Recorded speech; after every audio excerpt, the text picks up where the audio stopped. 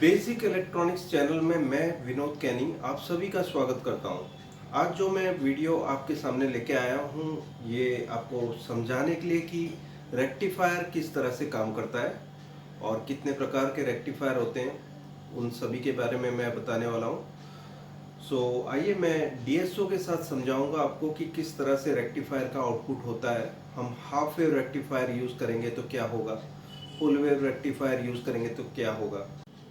यहाँ पे मैंने ये समझाने के लिए एक ट्रांसफार्मर लिया है और यहाँ पर ये 3 वाइंडिंग है जिसमें से 3 वायर निकल रहे हैं, जिसमें 2 जो है ये सेंटर टैप है। ये जो बीच वाली सेंटर टैप का मतलब ये होता है ये कॉमन वायरिंग होती है, ये ग्राउंड में जाती है और ये फुल वेव रेक्टिफायर के लिए यूज़ होते हैं ये दोनों वायर। अगर जो आप हाफ वेव रेक्टिफायर यूज़ करेंगे तो इन दोनों में से आपको एक वायर यूज़ करना है और उस पे डायोड कुछ इस प्रकार से लगाना है। यहाँ मैंने जो डायोड का प्लस निशान है वो यहाँ पर है और माइनस यहाँ पर। ये रिंग वाला हिस्सा जो है वो कैथोड होता है और रिंग बिना वाला हिस्सा एनोड होता है। यहाँ पर भी आप देख सकते हैं कोई भी डायोड होगा उसका रिंग वाला हिस्सा जो है वो कैथोड है और रिंग बिना वाला हिस्सा एनोड है। तो एनोड हमने एसी आउटपुट जो ट्रांसफार्मर से निकल रहा है वहाँ पे दिया हुआ है ये दोनों के। अभी पहले मैं आपको हाफ वेव रेक्टिफायर का किस तरह से वेवफॉर्म दिखेगा, फुल वेव रेक्टिफायर का किस तरह से दिखेगा पहले वो बताऊंगा। तो मैं पहले हाफ वेव रेक्टिफायर बता रहा हूँ। हाफ वेव रेक्टिफायर के लिए आउटपुट जो होगा एक सेंटर टैप यहाँ पर मैंने ये यूज़ किया हुआ है। ये कॉमन मैंने डीएसओ पे फिक्स किया हुआ है और ये प्लस वाला जो हिस्सा है मतलब जो मैंने एनोड से आउटपुट लेके जो प्लस वोल्टेज निकलेगा इसमें से उस पे डीएसओ का मैं पॉइंट रख के आपको बताऊंगा कि किस तरह से इसके वेवफॉर्म्स दिखेंगे। यहाँ पर हम पहले डीएसओ पे मूव कर लेते हैं। मैं यहाँ टच करके आपको बता रहा हूँ कि किस तरह से वेवफॉर्म दिखेगा। यहाँ पर आप देख सकते हैं ये डीसी लाइन है बीच में, ये ज़ीरो पे है अभी और जैसे ही मैं ऑन करता हूँ तो क्या होता है इधर।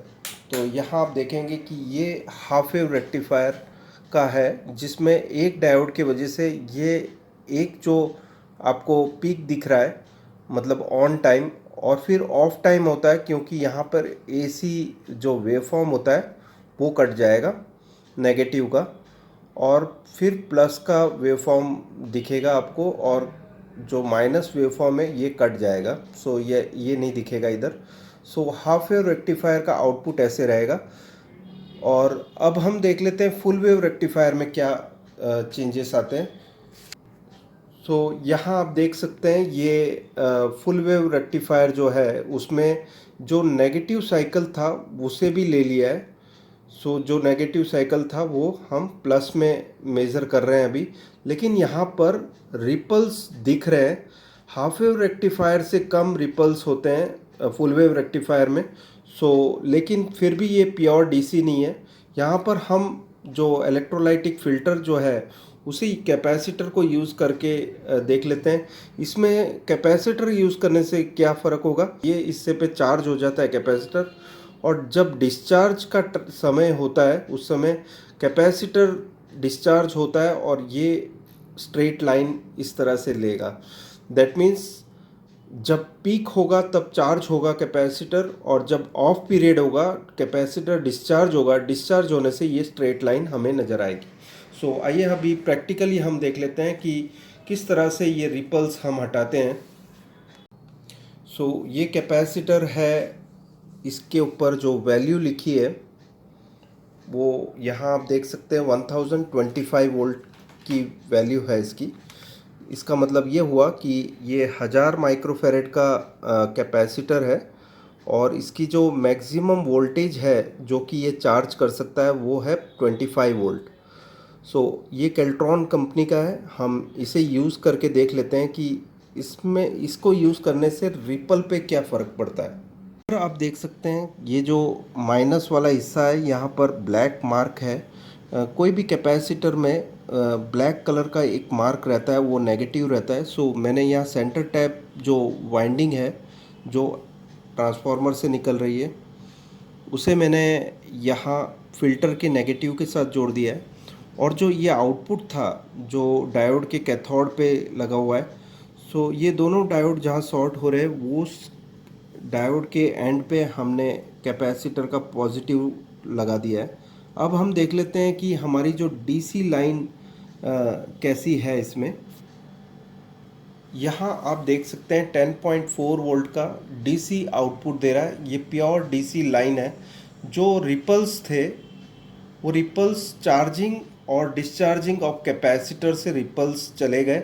सो डीसी में जो एसी कंटेंट था वो हमने डिलीट कर दिया कैपेसिटर यूज़ करके। सो यहाँ आप देख सकते हैं कि फुल वेव रेक्टिफायर किस तरह से काम करता है। अभी हम हाफ वेव रेक्टिफायर के साथ भी यही काम करके देख लेते हैं। सो यहाँ पर से मैंने एक डायोड हटा दिया है। ये फुल वेव रेक्टिफायर में ये जो डायोड है दो रहते हैं। एक वाइंडिंग से आउटपुट निकलता है और दूसरी वाइंडिंग से दूसरा हम डायोड लेते हैं, और सेंटर टैप ग्राउंड के लिए यूज़ होता है। सो इस तरह से ये पूरी सर्किट बनी है। मैं आपको ड्रॉ करके बता देता हूँ कि सर्किट किस तरह से बनती है फुल वेव रेक्टिफायर की और हाफ वेव रेक्टिफायर की। अगर जो ये फुल वेव रेक्टिफायर है तो किस तरह से होगा। यहाँ से जो आउटपुट निकल रहे हैं, ये सेंटर टैप वाइंडिंग जो है, सो ये सेकेंडरी वाइंडिंग है ट्रांसफार्मर की। इसमें से 3 आउटपुट निकल रहे हैं। जो उसमें से एक पे हमने डायोड यूज़ किया है और दूसरे पे इस तरह से डायोड यूज़ किया है, और ये दोनों डायोड्स को हमने शॉर्ट करके आउटपुट प्लस वोल्टेज लिया है। और जो सेंटर टैप है उसे हमने नेगेटिव के लिए लिया है, तो ये प्लस और माइनस हो गया। हाफ वेव रेक्टिफायर किस तरह से काम हो रहा है। यहाँ पर हम जब ये आउटपुट वाइंडिंग है सेकेंडरी वाइंडिंग, इसमें जो सेंटर टैप है उसे हमने ले लिया नेगेटिव के लिए, और जो कोई भी दोनों में से एक वाइंडिंग ने हमने ले लिया, और ये half wave rectifier. So full wave rectifier किस तरह से है और ये हाफ वेव रेक्टिफायर। तो आपको समझ में आ गया होगा सर्किट किस तरह से बनी है। हाफ वेव रेक्टिफायर में सिंगल डायोड यूज़ होता है और सेंटर टैप दोनों में ही यूज़ होगा नेगेटिव के लिए। और जो फुल वेव रेक्टिफायर है उसमें 2 डायोड यूज़ होंगे, दोनों के कैथोड शॉर्ट होंगे आपस में। एनोड पे एक वाइंडिंग और दूसरे एनोड पे दूसरी वाइंडिंग, सेंटर टैप नेगेटिव होगा। और अगर जो हम यहाँ पर फ़िल्टर यूज़ कर लेते हैं तो हमें प्योर डीसी मिलता है। अगर जो ये फ़िल्टर नहीं होगा तो हमें इस तरह से मिलेगा आउटपुट फुल वेव रेक्टिफायर में, ठीक है। और हाफ वेव रेक्टिफायर में किस तरह से होगा आउटपुट, ये नेगेटिव साइकिल जो होती है वो छूट जाएगी और पॉजिटिव साइकिल ही रह जाएगी। सो इस तरह का आउटपुट होगा। और जब हम फ़िल्टर यूज़ करेंगे तो फ़िल्टर से क्या होगा, यहाँ पर जो नेगेटिव जो चार्जिंग टाइम होता है उस समय कैपेसिटर चार्ज होगा, और जिस समय ये ऑफ पीरियड रहता है उस समय पे कैपेसिटर डिस्चार्ज होगा, और इस तरह से ये डिस्चार्जिंग का वोल्टेज हमें मिल जाएगा सेकेंड पीक तक। अब ये सेकेंड चार्ज के टाइम फ़िल्टर फिर से चार्ज होगा, और ये ऑफ पीरियड के समय फ़िल्टर डिस्चार्ज होगा। डिस्चार्ज होने से हमें वोल्टेज मिल जाएगा, तो हमें स्ट्रेट लाइन मिलती है। सो तरीका क्या है आप समझ गए होंगे। अभी हम हाफ वेव रेक्टिफायर में आपको बता देते हैं किस तरह से आउटपुट आएगा। ये मैंने हाफ वेव रेक्टिफायर पे यूज़ किया है। यहाँ भी आप देख सकते हैं प्योर डीसी हमें मिल रहा है। सो आप किस तरह का फ़िल्टर यूज़ कर रहे हैं उसके हिसाब से आपको डीसी आउटपुट मिलेगा। सो यहाँ आपने हाफ वेव रेक्टिफायर और फुल वेव रेक्टिफायर का यूज़ देख लिया कि किस तरह से आउटपुट होता है।